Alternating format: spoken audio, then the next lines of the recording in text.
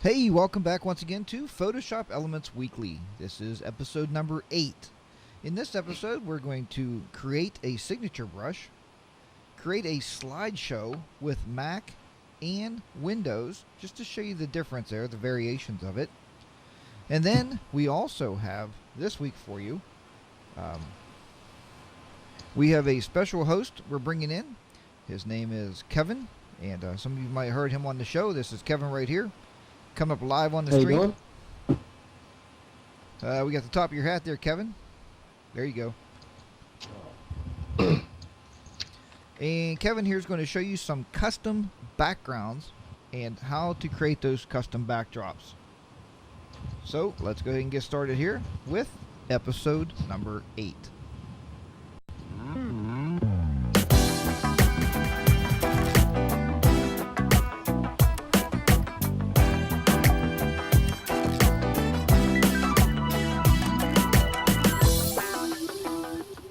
Okay, very good there. And as I said, the first thing we're going to look at today is creating a actual, now we're going to take this off here, creating a signature. And the reason we want to create a signature is basically so you can sign your pictures and be able to take those pictures yourselves and make them more of your own, right? We want to basically copyright them to ourselves is what we want to do. Before we get started on that, I will let you know that, let me bring this up here. You can call into this show. The number is 724-701-0911. Or you can Skype us. Skype into Jack's Tech Corner, all one word. Jack's Tech Corner. And, we'll be glad to help you out there and be glad to get you along. Hopefully everybody got their video up now and everything's working fine. Get rid of this.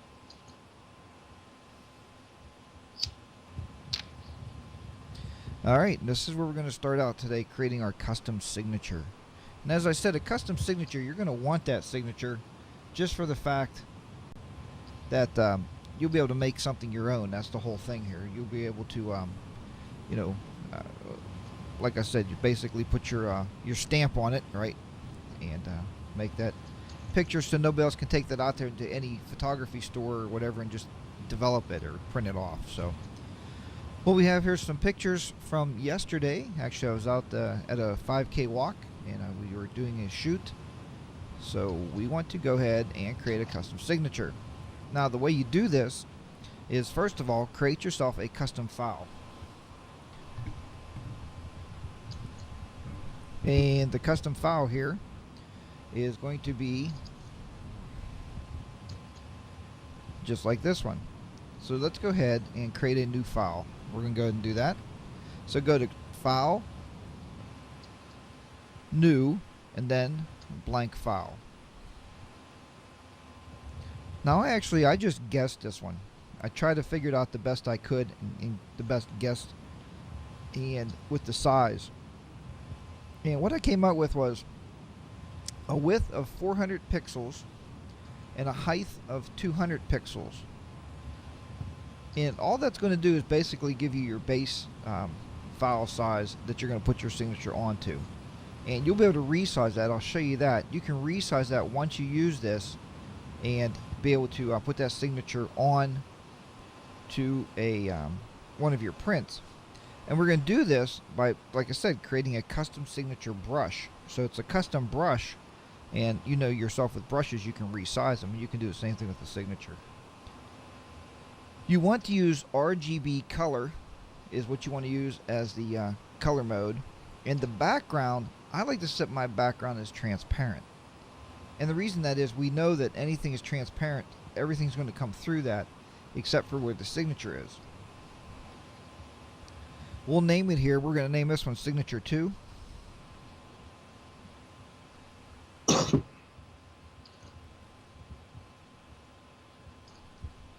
Just because I named the other one Signature 1 or Signature, so. Okay, so there we have our blank file right here on the screen. What we're going to do now is add some text, right? We got to add our text to it. Click here. Now a lot of times when this goes to do this, it defaults to white because our palettes down here in the lower left hand corner actually default to black and white. So it is set to black and white. And we want to change that because you can't type white on a transparent file. It just doesn't look right. So let's go ahead and look for a font. I like to pick a font that looks something like a signature. That's why I picked this handwriting font. But you can use any font you want. You can find some other one down here. This the Schoolhouse cursive looks really good. We'll try that one. And then you just put your tag in there, or whatever your company name is. And don't worry if it looks a little small. We can resize that also. So don't worry about that at all.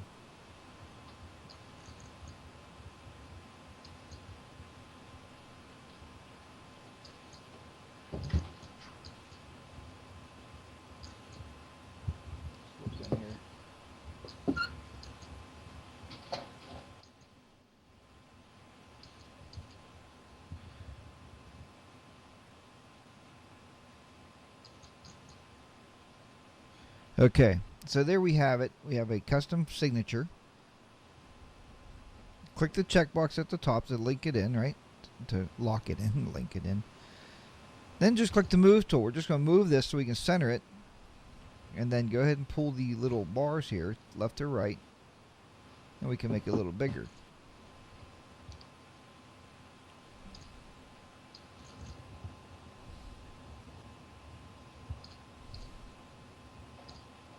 And then if you want to, you can double click on it. I like to something this one. It looks like it's kind of not dark enough. It's kind of really light based font. So what I did was I actually set it to bold.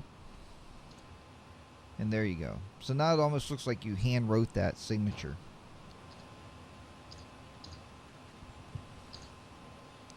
What we're going to do now is go up and do a... So did I get it here? You're going to go under Edit. So we're going to go up to Edit, and then define a brush. And when you do this, it's going to give you a number here. This number 321, that is actually the brush identifier, the brush number. You'll see that come back up when we're looking at the brushes, but it's 321. Click OK. And once you have OK, let me open up another picture here that we can use this with. As you can see, I have my work cut out for me today. So we're going to use this one here of the kids and the family with my sister.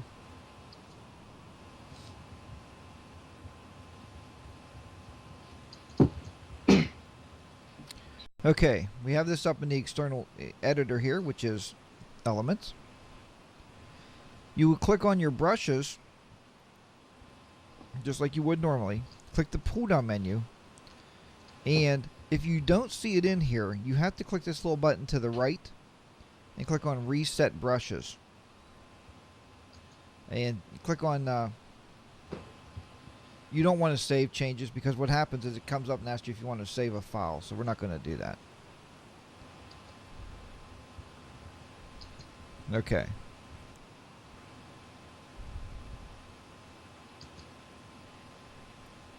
So there you go on that. I go back to another brush size, go back to default. So like I said, if you don't see it in there now, let's go out, go back to your brush, down up here, and go back and do the same thing again. Edit, define a brush, and define that brush again. Click OK. You just want to reset it in there. Sometimes that happens. I don't know if that's a bug in Elements or not. Now if I click the pull down menu, you will see it here. Here's Signature 2, right here at the bottom. And it's under our default brushes. Now when you do this, this is really neat because now it acts as a brush. So if you use your right and left bracket keys, it makes it bigger. I don't know if you guys can see that on the video or not. Or smaller. So you can figure out what size you want that, and you can place it wherever you want it. And if you wanted a different color, then again, just come over here. You can change the colors on the side there. So we're just going to stamp it. And there you go. Now you have it stamped in there. Looks pretty good. I'll try to show you this.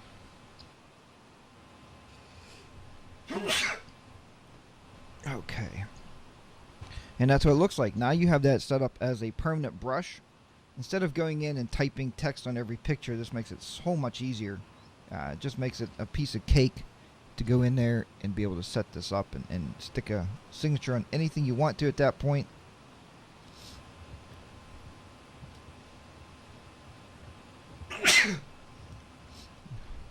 Please excuse me about the sneezing there. I don't know where that's coming from this morning. Holy cow. There we go. Put that back on the screen. I'll grab one more to show you how easy this is. Let's go down here. Nice picture here.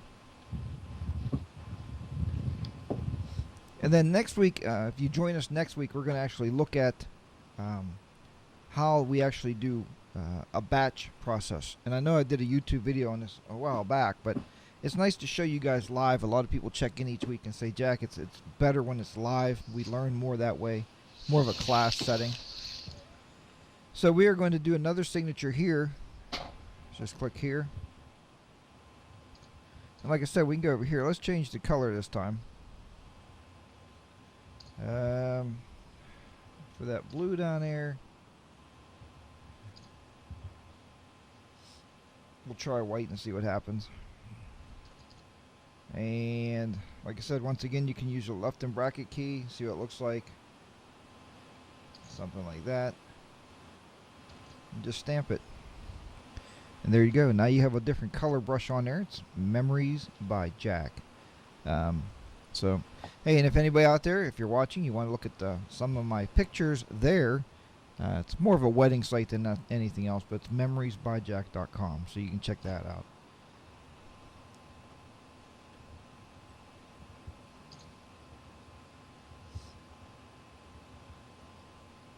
Okay, so there you go. You can actually call in right now. Give us a ring here at the studio. Love to hear from you if you have any questions or comments or concerns about that particular tutorial. I can be reached at 724-701-0911. Love to hear from you guys this morning. Or you can throw it up in the chat window. We also got the chat window going there. It's live. So we can pick up on that.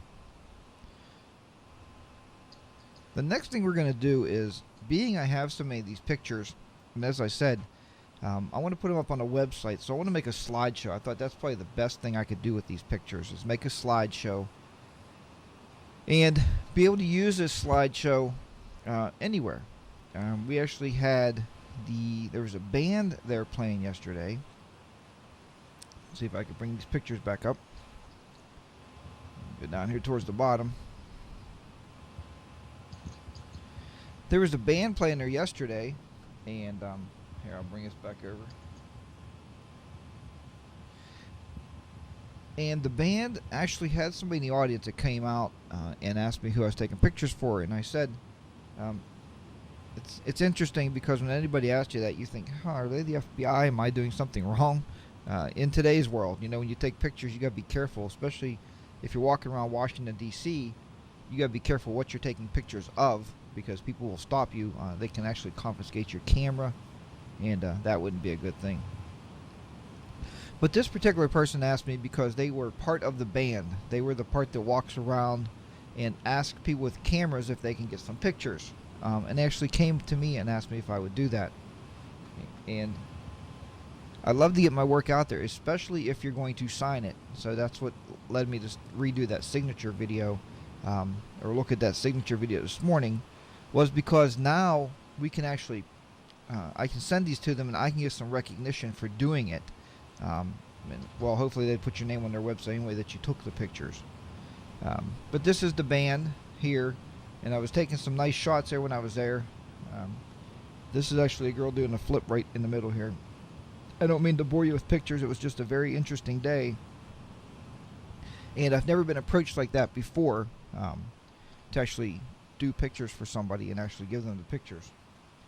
So that's what led me to saying, well, I want to make a slideshow of the event because, you know, and even when you make a slideshow, you can actually put that up on your Facebook account, Flickr account, or even on your blog or whatever you might be doing there on the internet.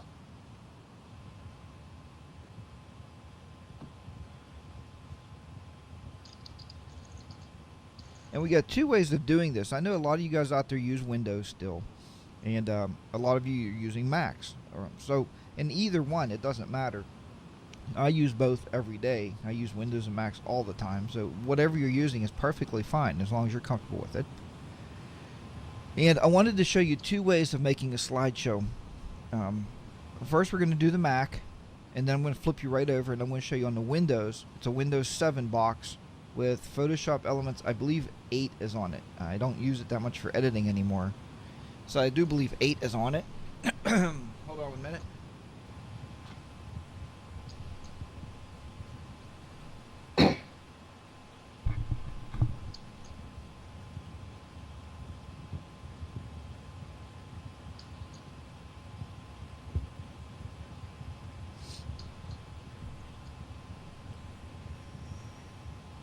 That was the weirdest thing ever. I've just seen an ant made it into my room. It's the only thing bad about summer. I say that is all the creatures in the rooms that's moving around there. So, but anyway, that's part of summer. It's part of living in on the East Coast here. But where were we? So we were talking about slideshows, and that's what led me to tell you that I wanted to create this slideshow for you. And first of all, we're going to do it on the Mac, and then I'm going to flip you over and I'll show you on Windows. So let's go and get started on the Mac.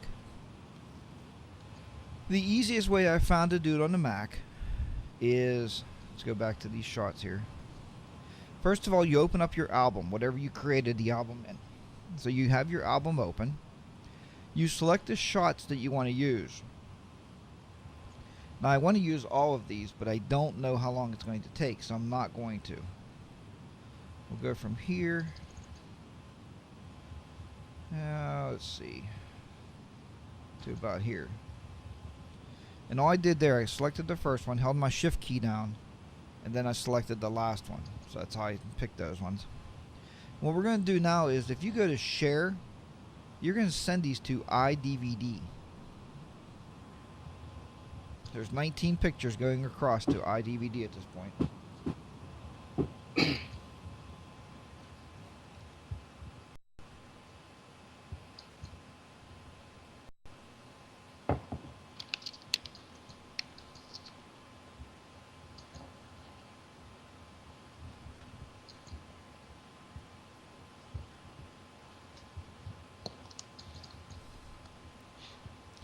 Okay, so iDVD will open, and once iDVD opens, you can select all different kind of menus. You can select transitions, you can add buttons, you could do anything you really want to this thing. So you see right here on it now, we have what my album is called, Highmark 5K 2001. So basically right now it's ready to go, so there's no problem there. They have different themes that you can select. Get on through here, you can select some different themes. Well, we don't want to change the aspect ratio because some of these themes are actually postage stamp, and we don't want that. We're in a widescreen resolution right now, so we're just going to leave that. You should be able to play it.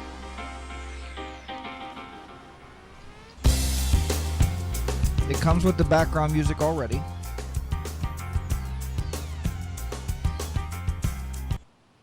So if we click on it,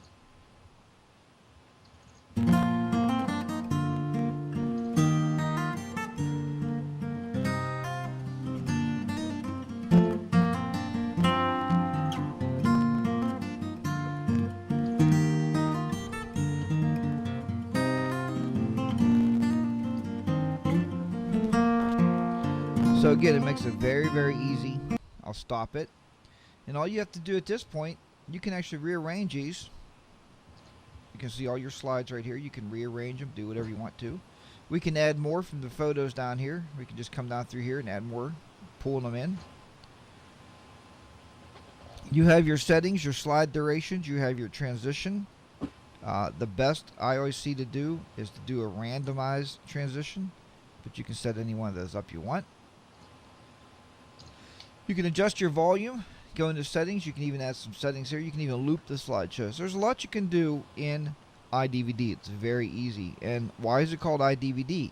It's called iDVD because we can save it as a DVD. Throw a DVD in, and you hit the little burn button right down here. It says burn this DVD project to a disk. And there you go. And then you're done. So it's very, very easy to do. Let me get out of here. We're not going to save this project. No, not save it.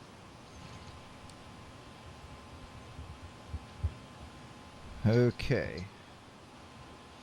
So at that part, or that point, hold on, we're going to switch over to the Windows 7 computer. And I'm going to show you how to do it in Windows 7. And I'm sure it's the same on Photoshop Elements 6, 7, 8, and 9. I'm not sure below that, but that is what it's on for those particular ones. And let's go ahead and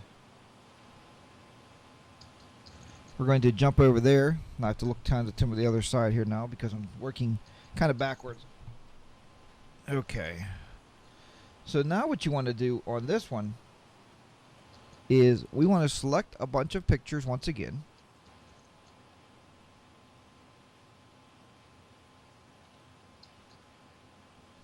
And now the difference between Photoshop Elements on the Mac and Photoshop Elements in Windows is that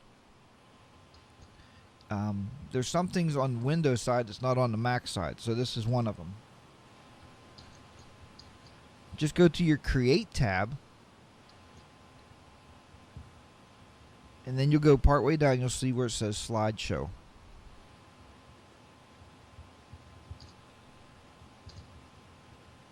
Now on this one, it does not burn it right to the DVD. You have to have another program to burn the video to a DVD. There's a lot of great programs out there, and if I go through all my programs, I'm sure I can tell you what they are.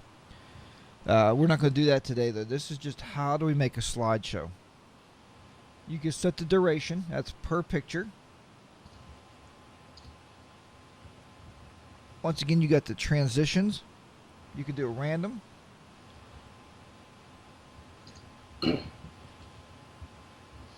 You can include your captions in the text. If you're big into naming your pictures, that's kind of cool. If not, I would just unselect it. Preview quality is high. And at that point, just click OK. And then what it's going to do, it's going to go ahead and actually work and create that slideshow for you. And here it is. Here's the slideshow. And you can see it has the transitions in the middle of it there, and they are random.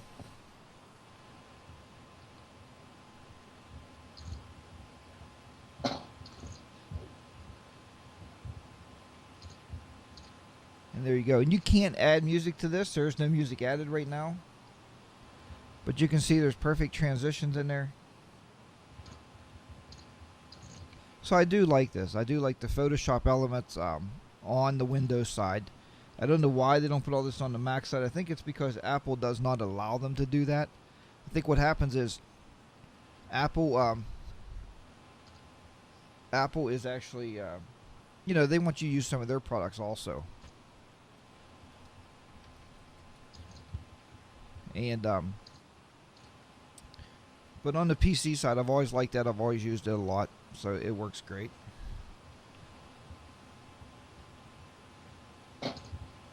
Okay, and JMWGT Nuke, good morning, sir. And yeah, just a little bit late there, about 15 minutes behind. That's all right. We just did a slideshow online there, and at that point, I'm going to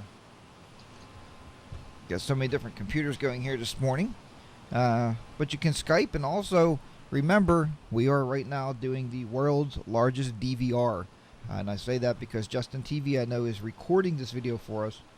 So go back and watch the first tutorial. It was how to create a custom signature brush. So you have your signature and you created a brush with it. So that is recorded. You can go back and watch that, but stick with us now and keep watching along with the show here.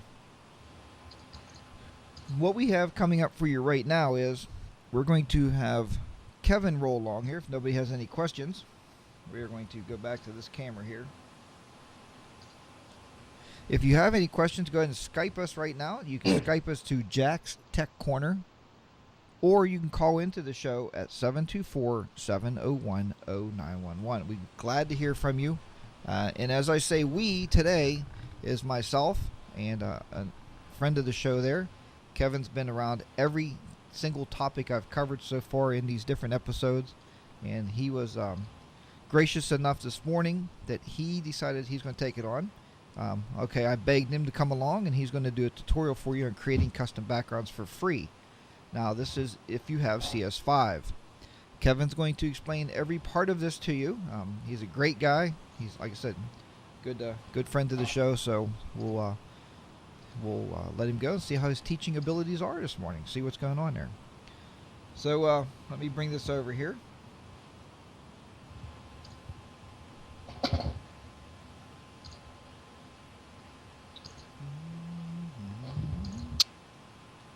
Let's just work with this here for a minute. Okay, good morning, Kevin, and how are you? Good morning, Jack. I'm doing pretty good, buddy. Okay, Kevin, so we got you up on the air here, and you guys should be seeing it come through really soon. And Kevin, like I said, is going to demonstrate how to create custom backgrounds for free. He sent me a link for the software, and as he starts talking to you about it here, I'm sure he'll tell you about the software, and then I will throw the link up on the on a lower third so you can see it, and then we'll get rid of it and let him do his demonstration. So, Kevin, do you want to go ahead and introduce yourself and tell us a little bit about your photography background? Yeah, okay. My name's Kevin, like Jack said. I'm live in West Virginia. I've been a photographer for several years now. Kind of got into it a little bit more this last several years. I enjoy it. I think it's the funnest thing in the world to do. And I love the Photoshop editing. What I'm going to talk to you about is a program that I found that's for free. You can use it on CS3, CS4, and CS5. It's called Background Creator Pro, and you can get it from PhotoshopGreenscreen.com. It's totally free and it works terrific. So all you portrait photographers, save your money on backdrops and stuff, or real backdrops. You can just design them easily with this program.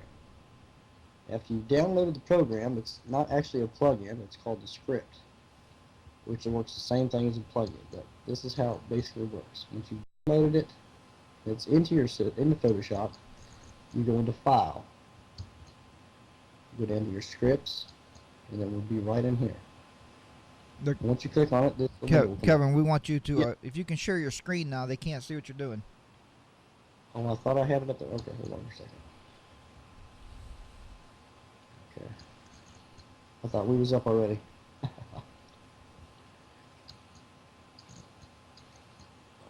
Let's see here. How's that? Yep, that's it. That's it? Okay.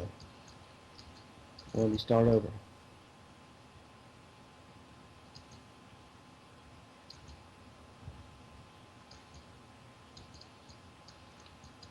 You seeing it now? We got you. Okay. I'll start from the beginning here. Look. We'll go to the file. Like I said, after it's downloaded and installed, go to scripts. You go to the backdrop creator, which is what it's called, and you'll get this window pop up. And this window has all the different variations of like the orientation, the texture of it, the colors. You can add drapes to it, the lighting, and then all the different kinds of surface textures to it. But I'll give you a quick glance. Once it starts, what it will do over here in your layers palette will create all these layers to make the kind of muslin that you want. We'll get started right here. We'll just go ahead and see, as you can see, you've got different types of muslins that you want to start with. We'll just go with a splattered one right there. Give you a fancy look here. Kind of a colors you want. Let's go with the Arctic Chill. Drapes. You go with different kinds of drapes. We go with the slightly angled folds. And the lighting. And I noticed in the what I've noticed here in the lighting part, you've got the Omni and then the Studio selection. I prefer the Studio selection because once you're in the layers, you can adjust the lighting a little bit better to what you want. In the surface texture here, let's go for a rough surface. And then after you've made your choices there, just click Run. And you'll notice here in the layer palette, all the layers that it's creating. It takes about 10-15 seconds sometimes.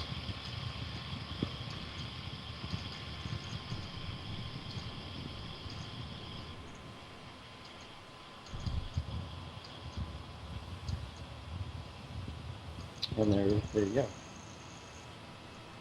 But that's not all the extent of what you can do. What's great about this is you can go into your layers and click into each one of these layers with the little arrow there, and it will give you things you can check. Like right now it's set up as an omni lighting, like a little hot spot in the middle.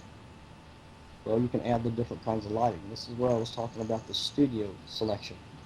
So you can change the different kinds of lighting you want to get your background.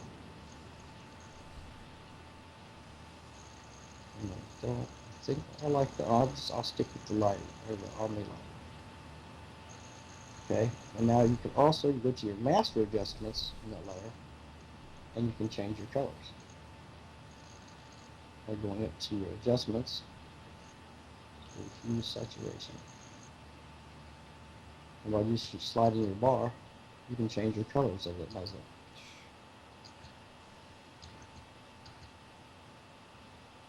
And you can use saturation if you want to bring it up a little bit, brighten it up. Don't mess too much with the lightness. You can just actually be making it dark if you do that, or too white. So I just keep it right about where it's supposed to be. Get back down to your layers and take it off here. And if I am correct, I think if you mess with the opacity too, because I haven't messed with this a whole lot, can do some funny things with it. But I like to stick to different colors. But that's basically what it is, and your adjustments are just, it's really easy to do, and there's hundreds and probably thousands of different types you can design in this program. It works really great. You can also get in here to your base textures and shut off one, to get what you want. You just want the plain backdrop like that with a curtain, no texture in it hardly. And there you go. Make a nice curtain look in there with no texture at all. But it's really simple to use, and for all you portrait photographers, I recommend trying this out. And it's at photoshopgreenscreen.com.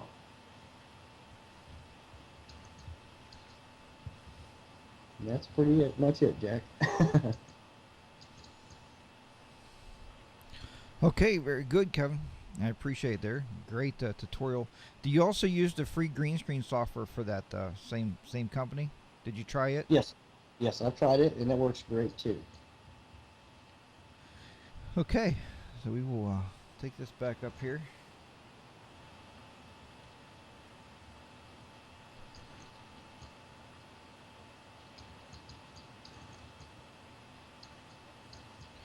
Okay, very good, folks. So that is it for Kevin. That was a great demonstration there. I'm glad he was able to pop in there this morning and to help you guys out. And that is, if you were watching the chat window, somebody asked, does this mean it's not available for Photoshop Elements? And no, it's not. It is just available for, I believe, Kevin, you said CS3, 4, and 5? Yes, sir. Yeah, and that's the full Photoshop stuff there. So, but hey guys, I'll tell you what. I mean, if you're going that route, if you're looking to, and unfortunately, We talk about a lot about green screen software there, and you know that we have a partnership there with the Green Screen Wizard, with Ken, who writes the software. So, you know, we do have a partnership there, and that software does work. Those plugins do work with Photoshop Elements, but you have to purchase backgrounds. I think he gives you so many when you buy the software, but then you have to actually purchase your own backgrounds. So hey, with that said, there we are going to run through our short little commercial break, and as I always tell you guys, I tell you straight out, it's 58 seconds long. So we'll just go ahead and play that now, and then we'll be right back. Myself and Kevin will be here to take any of your calls. We'd love to hear from you guys out there to see what you're talking about and see what you're thinking or what you want to know about. And I'm sure we can help you out. Green Screen Wizard for all your green screen needs. From standalone software to plugins to the green screens themselves. Ken is the man you want to go to. Longtime photographer and programmer, Ken has pulled both of his talents together to create the easiest green screen processes. And one hosting services. Do you need a personal website, or do you have a business looking for a company with dependability and support, yet at a reasonable cost, not to break the bank? 101 does it all. Websites, domain names, email services, and even remote servers. To order any of these products, go to my website, jackstechcorner.com, and click on the graphics on the left side of the page. Now, back to learning.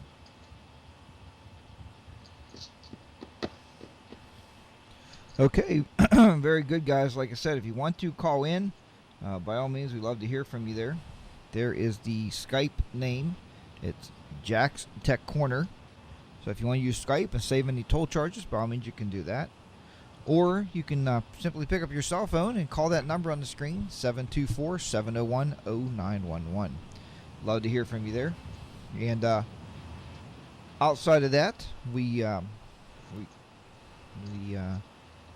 tutorial parts of this, actually, from what we had to show you today, is pretty much over. We're just doing questions and tips. I'm waiting there to see if Kevin will bring himself back up on the screen. And we'll see if he can do that. And as he's doing that, I'm going to set up a different shot here for you guys so we can talk to Kevin. So he is currently working on that. Should be up now. Okay, now I got you here. Okay.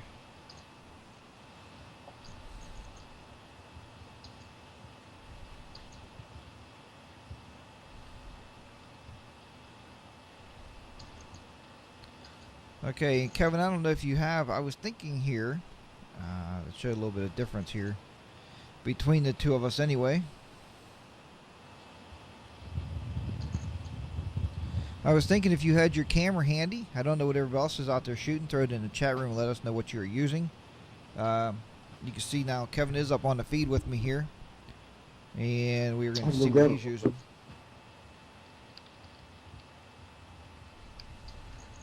I will grab it real quick, Jack. Okay, yeah, it's great. Yeah, we will be here waiting for that.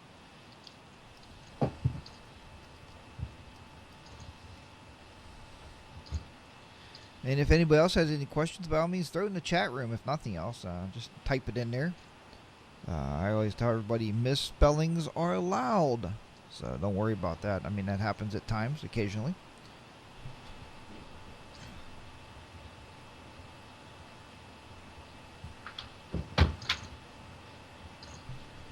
And we get this in here. This is the actual camera that I use, and I think we've talked about this before. This is the Nikon, and it is a D80. I know right now the D7000 is out, but this is what I used yesterday to shoot those pictures, was the D80. And a lot of times, you know, I teach manual mode photography, and we can go into that sometime about manual mode. But a lot of times when I'm out, honestly, and I tell people, I just kick it on to one of the program modes, usually the P, which is program mode, where the camera's kind of figuring out the aperture settings and it's figuring out the white balance for you and everything. So it's a great way to shoot, because then you just point and shoot. You don't have to worry about the sunlight and everything. And on that walk yesterday, it was crazy because there were so many different variables that we were dealing with as I was shooting. I was moving, running, walking, standing, walking backwards. Good thing you don't fall over when you do that. Holding the camera out and above my head to get some wide, long shots. So at that point, you probably just want to use the program mode. But again, I shoot the Nikon, and it's the D80. So Kevin, you got your camera handy there. We want to know what you're shooting. Yeah. What I got here is just like your basic bottom of the line EOS from Canon. This is the XS model, and it's a great starter camera for anybody who's getting into DSLR. And it's only a 10 megapixel, but if your viewers that have gone to Facebook and seen some of the pictures, I mean, you do just as good with an intro DSLR camera just like this. Now, do you ever also shoot on manual mode? Yeah, I shoot on manual mode all the time. I work on the I don't play around with auto much anymore. Yeah, you don't really get the shots that you want to in auto. I mean, like I said, but with the variables, if you're out moving around shooting a lot, you don't have a whole lot of choice sometimes. It's just easier. Yeah. I mean, have you ever been out, Kevin? Here's a question for you. Maybe you guys in the chat room. Have you ever been out somewhere and you go to pick up your camera and shoot? You take some 5 or 6 shots. You're outside. Then you start thinking in the back of your mind. You look down, your ISO settings at 800. Oh yes, I've made several. Not paying attention to what I'm doing before. I usually have it set up before I do any pictures. I'll take some practice shots before I even attempt to do that. But I have done that before. Yeah, and I tell you, it makes you learn kind of quickly what not to do. Oh yeah. And if you guys aren't watching the chat room there, we have somebody, B.W. Woods. Good morning to you. And you asked if this is Kevin from the Green Screen Wizard. The Green Screen Wizard is actually Ken. Ken wrote the Green Screen Wizard. And like I said, if you're going to purchase that, as the little clip there, the commercial said, go over to my website, jackstechcorner.com, and click on the little graphics to go through. It helps the show out. And Ken knows I sent you his way then, so that's a good thing. It's a good program, like Green Screen Wizard. Say that? I said that Green Screen Wizard is a good program too, because I have that also. Yeah, it works very good. I don't know which one you actually have, which version you have or not, but I have the standalone one for the Windows. Is it version 5, the new one that just came out? Yeah, well, it says version 5, yeah, on here. Oh, great. Because there was one that just came out, I thought, with the airbrushes also. No, I haven't got that one. Okay. Yeah, I sent to him to see if I can get the demo of that one so I can actually show it. But okay, and next in the chat room, if everybody's not watching, I would like to know if anyone has a wide-angle lens they like. I just got my first real camera. It's a Nikon D3000. I am looking to get a wide-angle lens. Any suggestions there, Kevin? Go to Nikon. Go to Nikon. There you go. That's one place you can go. My brother shoots with Nikon, so I could ask him. Okay, well, I'm going to give you the bad part because sometimes I play the devil's advocate. I teach photography.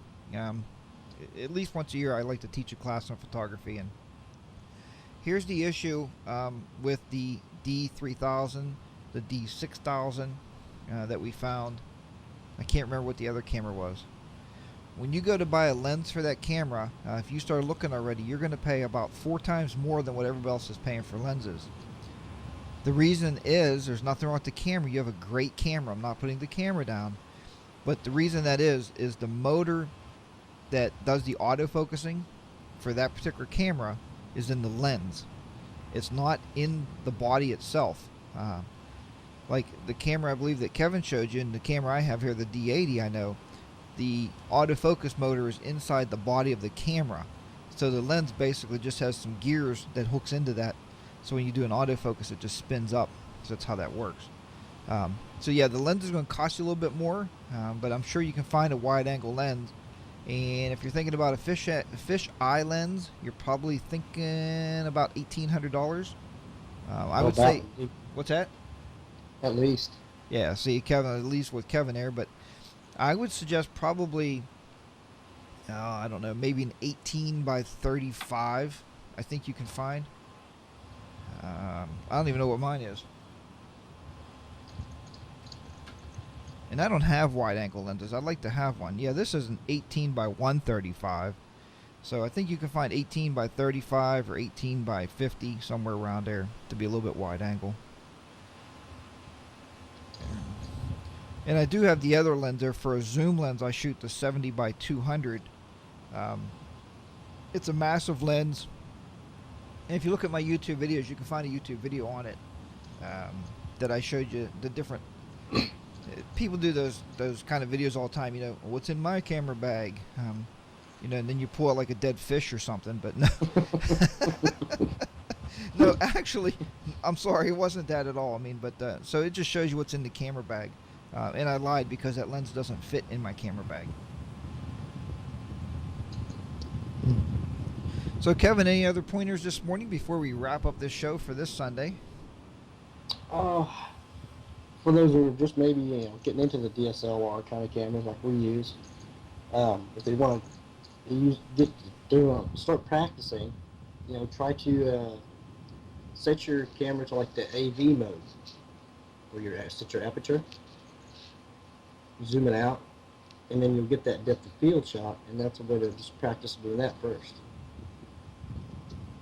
Because I'm a big fan of like depth of field shots, because you get all the detail of whatever you're focusing on. And you said you handle your depth of field by using the aperture. Yeah, on the AV mode, you see a TV, and then there's the AV, and then you got your manual mode. Okay, so that's on the Canon. I don't know about the Nikon. I think it'd be pretty much the same though. Yeah, it's pretty much the same. So if I want to blur out the background, would my aperture be lower or higher? You want your aperture to be lower. So lower would be lower the setting of your lens. Your lens would go to. Okay. Yeah, and I know I had a lesson online I was taking this one time. They said to take some shots and blur the background using aperture, and I kind of got confused. If you have a zoom lens, you know how you can zoom out and you can actually blur the background. Mm-hmm. So, and believe me, my instructor knew I did that also. So he knew right away that happened. So. Mm-hmm. Yeah, but it's a great way for nature shots. If you're someone who's into shooting flowers, things like that. Make sure that the wind is not blowing. But it's pretty simple to do. I mean, going to manual mode takes a little practice, but it's not hard at all. Yeah, I know all the shots you put up on the Facebook site there. And if you guys want to see any of Kevin's stuff, join our Facebook group. If you're on Facebook, the group is Jack's Tech Corner. You'll find it. It's very easy to find as a group. And just look for Kevin's name. He's been posting a lot of his work up on there, and I'm sure you'll be pretty impressed. Look for the ducks. I've been giving him all the credit in the world for these 2 or 3 ducks. But Kevin, who really shot that? It was my daughter who shot that. Yeah. He told me that this morning, folks. I'm sorry, so I didn't lie to anybody. I didn't know.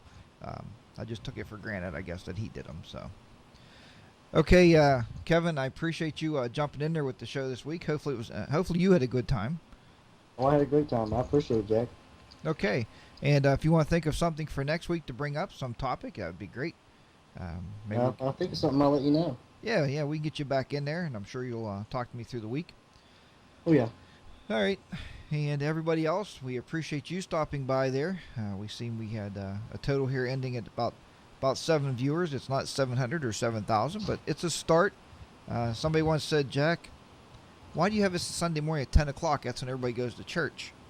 Yeah, they do on the East Coast, but you got to remember, we're shooting this across the world right now.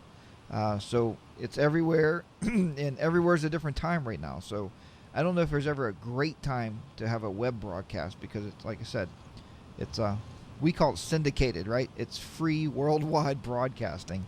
How can you beat that?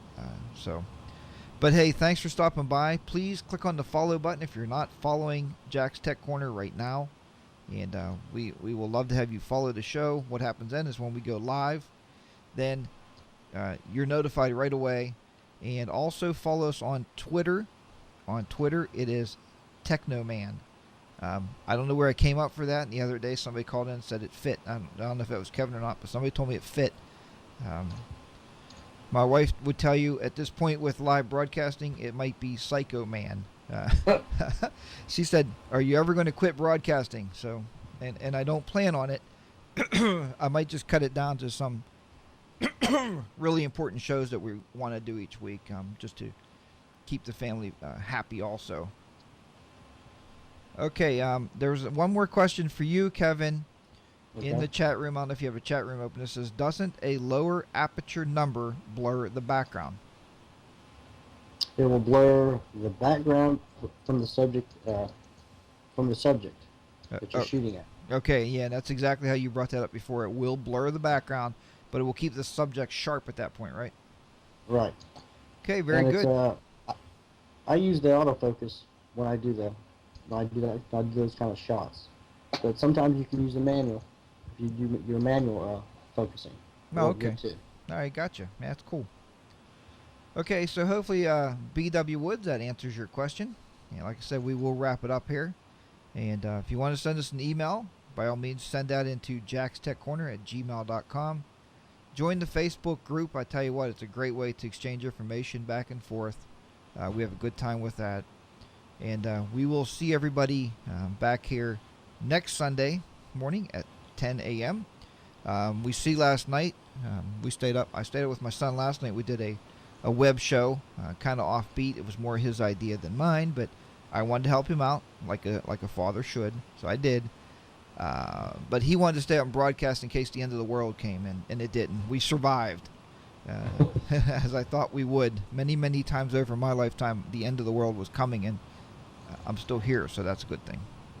All right, once again, Kevin, thank you very much. Thanks, everybody, for stopping by the web show. Don't forget, you can watch it on the world's largest DVR.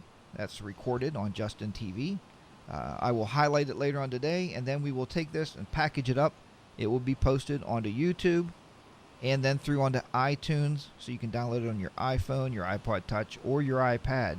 So if you can't watch us, you're not trying to see it. So I'm glad you stopped by. It's the viewers that makes the show possible. So take care, and we'll see you all guys all next week. I'll see you next week, Kevin. You have a good day also, buddy. All right, you too, buddy. Take care, everybody. All right, goodbye.